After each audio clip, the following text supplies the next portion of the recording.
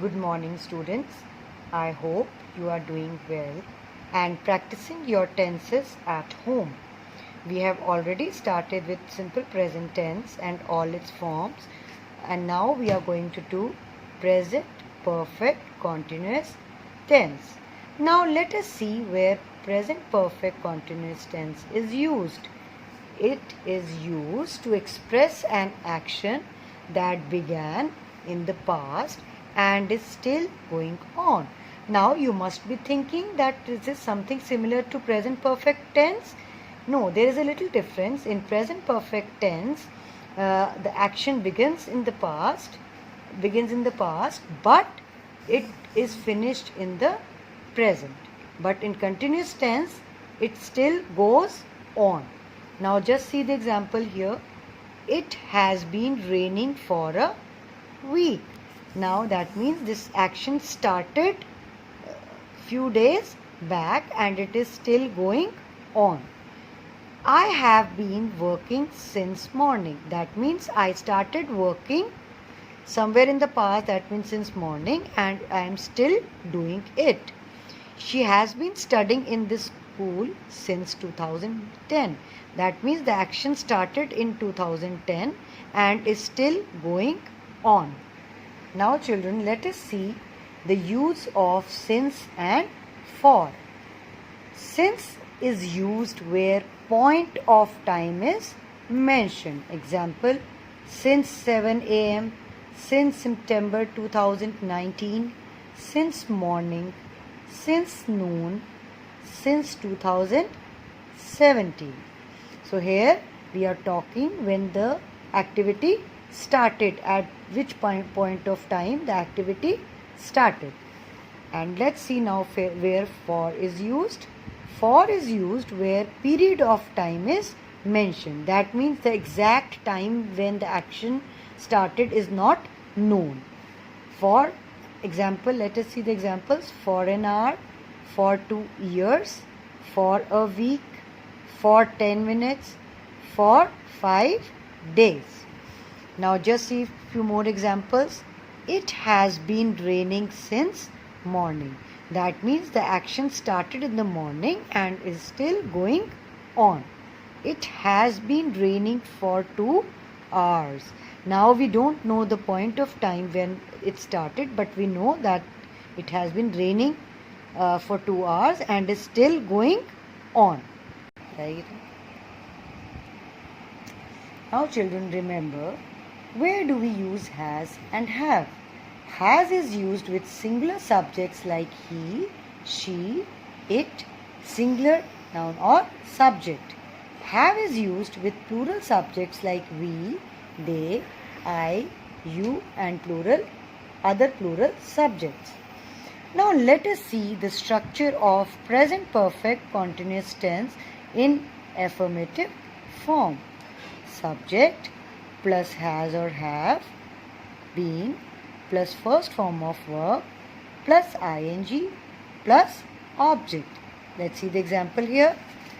He has been staying in this house since 2014. So see here, he is the subject here. With he we are supposed to use has plus been, verb is stay, and we have used ing with this, and then the object is the house. And when did this action started? Since 2014. They have been playing for 2 hours. This is another example, but see, with they we use have, then been, place the verb here, ing, for 2 hours. Now let's see the structure of negative form of present perfect continuous tense. Subject plus has or have plus not plus been plus first form of verb plus ing and plus the object. Now just see in this that not is used after the helping verb. We have already shared with you, very important, that not is always used with the helping verbs. Example, he has not been playing cricket for 2 hours. They have not been completing their project since Tuesday. So this is how we write negative form of present perfect continuous tense. It's very easy. Now let's move on to the next form, that is interrogative form of present perfect continuous tense. So let's see its structure. Has or have plus the subject plus been plus first form of verb plus ing and the object. Now children, remember, in interrogative form the helping verbs always come at the front. That means they are kept before the subject. So has he been sitting here for 2 hours? Question mark. Now you can see has is used before the subject he. Has the baby been crying for an hour? Question mark. Again see, before the baby, which is the subject, has is used. And this is how we frame a question in present perfect. We move on to the next form, which is negative interrogative form of present perfect continuous tense. Now let us see its structure. Has or have plus subject plus not plus been plus verb first form plus ing plus the object and question mark at the end. Let us see an example. Have they not been learning French for 2 weeks? Question mark. Now there is another way of writing the negative interrogative form, which is, let's see its structure. Hasn't or haven't, that is in the contracted form, plus subject plus been plus verb first form plus ing plus the object and question mark at the end. Now let's see its example. Haven't they been learning French for 2 weeks? Question mark. Now in this you can see that we have used haven't, that means have not, in the contracted form, and we have not used not after the subject. So haven't they been learning French for 2 weeks? Question mark. Now let's see how we can change some affirmative sentences into negative, then interrogative, and then negative interrogative forms.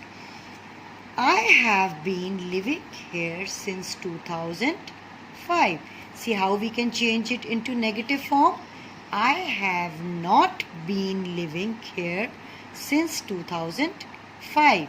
Now the interrogative form. Have I been living here since 2005? Question mark. Now the negative interrogative form.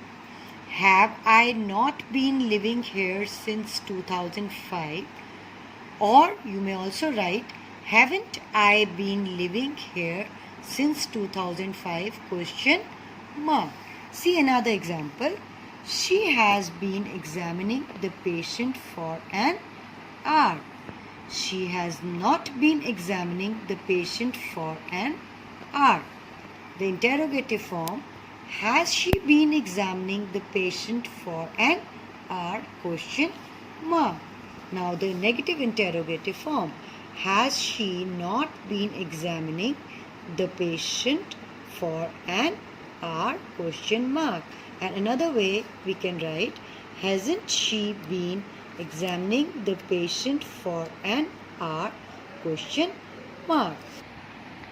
Now children, I hope the tenses are clear to you. Now we will move on to the next topic, that is apostrophe.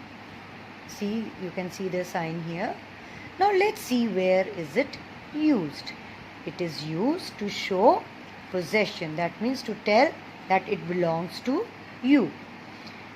With singular nouns, how do we use apostrophe? Let's see. With singular nouns, we use apostrophe and s. Like my father's car, the hunter's gun. You can take your own example. My book. So when you say my book, that means it is showing your possession. But if I have to tell that it is your book, I will say Rohan's book. Rohan apostrophe S books. Now let's see how do we use apostrophe with plural nouns ending in S. Apostrophe is used after S.